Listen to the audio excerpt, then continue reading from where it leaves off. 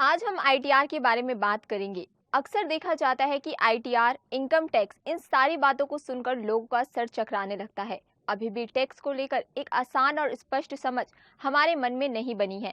भारत में लगभग 1% लोग ही इनकम टैक्स भरते हैं। वैसे टैक्स हर भारतीय भरता है, लेकिन यहाँ हम जिस टैक्स की बात कर रहे हैं वो डायरेक्ट टैक्स है, जो कि अच्छी सैलरी या कमाई वाले लोग भरते हैं। इस वीडियो में हम हमारे यहाँ के टैक्स सिस्टम को थोड़ा सा समझेंगे और हो सकता है कि कई लोग पहली बार आईटीआर भरने वाले हो, तो जानेंगे कि ये आईटीआर क्या होता है, क्यों भरना होता है, और अगर आपकी सैलरी कम हो तो क्या आपको भी आईटीआर फाइल करना चाहिए, और इसके फायदे भी आज इस वीडियो में हम जानेंगे। नमस्कार, मैं हूँ सरिता, आप देख रहे हैं द न्यूज़ 15। अक्सर लोगों को लगता है कि वे टैक्स नहीं भरते। टैक्स तो केवल सूट पहनकर नौकरी करने वाले लोग ही भरते हैं, जबकि हम सभी हर दिन टैक्स भरते हैं। सुबह से लेकर शाम तक जिन भी चीजों को हम खरीदते हैं, उनका उपभोग करते हैं, उनके लिए आप सरकार को उसका टैक्स चुकाते हैं। फिर चाहे वो आपका फोन हो, उसका बिल, टूथपेस्ट, माचिस की छोटी डिब्बी ही क्यों ना हो, इन सभी चीजों पर आप टैक्स चुकाते हैं। और अब तो पैक्ड दूध, दही के लिए भी 5% जीएसटी टैक्स चुकाना पड़ रहा है। ये सारे टैक्स आखिर में सरकार के पास ही जाते हैं। तो सरकार अपने कामों जैसे कि निर्माण कार्य, शिक्षा, स्वास्थ्य और रक्षा के क्षेत्र में जो भी खरीद होती है, इन सभी कामों के लिए हमसे टैक्स लेती है। और इन टैक्स को दो भागों में बांटा जा सकता है, पहला डायरेक्ट और दूसरा इनडायरेक्ट टैक्स। डायरेक्ट टैक्स वो टैक्स जिसे लोग अपनी सैलरी के एक हिस्से से सरकार को देते हैं, और इसे ही इनकम टैक्स भी कहते हैं। इसके अलावा कॉर्पोरेट कंपनियां भी सरकार को टैक्स पे करती है, और प्रॉपर्टी पे लगने वाले टैक्स भी डायरेक्ट टैक्स माना जाता है। दूसरा टैक्स इनडायरेक्ट टैक्स है। नाम से ही स्पष्ट है कि इस टैक्स को हम डायरेक्टली सरकार को नहीं देते। जब हम किसी भी सामान को खरीदते हैं तो उसे मैन्युफैक्चर करने वाली कंपनी उसमें पहले से ही सभी प्रकार के टैक्स जोड़कर उसका प्राइस डिसाइड कर देती है। उसके बाद ही वो अपने सामान हमें बेचते हैं, और ये लगाए गए टैक्स कंपनी बाद में सरकार को पे कर देती है। यानी उस सामान को खरीदने के लिए हमें उस सामान की बनने में लगी कीमत के अलावा टैक्स भी चुकाना होता है, जो कि बाद में सरकार को ही मिल जाता है। अब चलते हैं आईटीआर की बात पर। आईटीआर हमारी कमाई का ब्यौरा है, जिसे हम एक फॉर्म के रूप में भरकर सरकार को देते हैं।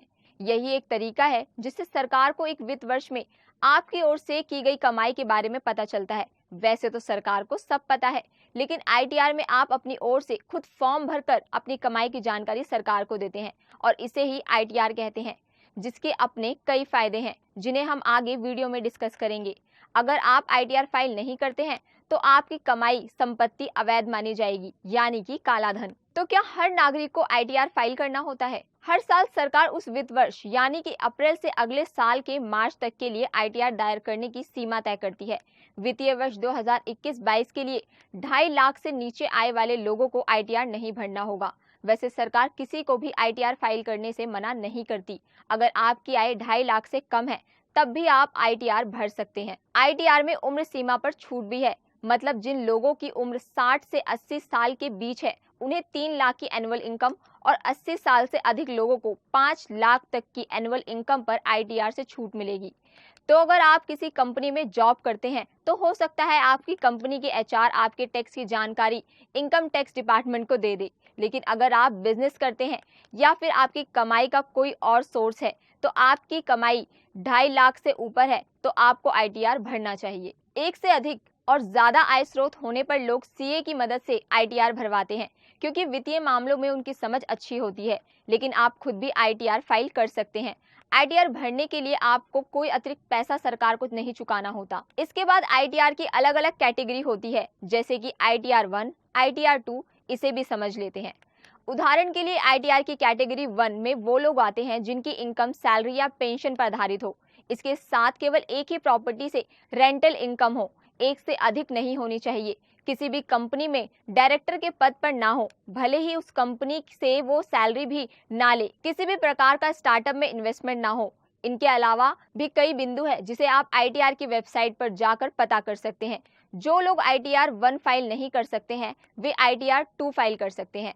इसी तरह किसी भी प्रकार के बिजनेस से जुड़े लोग आईटीआर 3 और आईटीआर 4 फाइल कर सकते हैं। किसी कंपनी में रिटर्न फाइल करने के लिए आईटीआर 6 और 7 का प्रयोग करते हैं।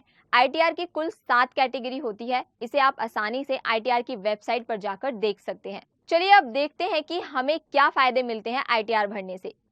आईटीआर एक अच्छा इनकम प्रूफ माना जाता है। किसी भी प्राइवेट और गवर्नमेंट संस्थान में इसे आसानी से एक्सेप्ट कर लिया जाता है। बैंक भी आसानी से इसे एक्सेप्ट कर लेता है।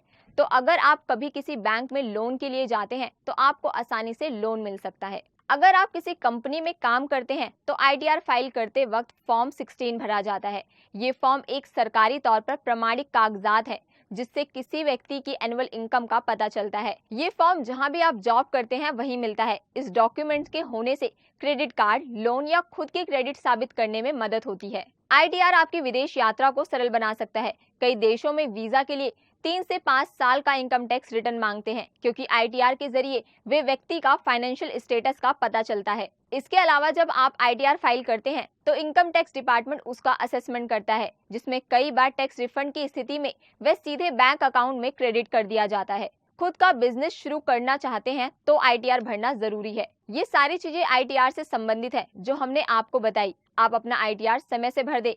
उम्मीद है कि आपको इस वीडियो में कुछ नया ही सीखने को मिला होगा और आईटीआर से जुड़े आपके सभी डाउट्स क्लियर हो गए होंगे। आपको ये वीडियो कैसा लगा हमें कमेंट बॉक्स में जरूर बताएं। आपके लिए ये रिपोर्ट मेरे साथी सौरभ ने तैयार की है। आपको ये खबर कैसी लगी हमें कमेंट बॉक्स में जरूर बताएं और वीडियो अच्छी लगी हो तो इसे लाइक एंड शेयर जरूर करें।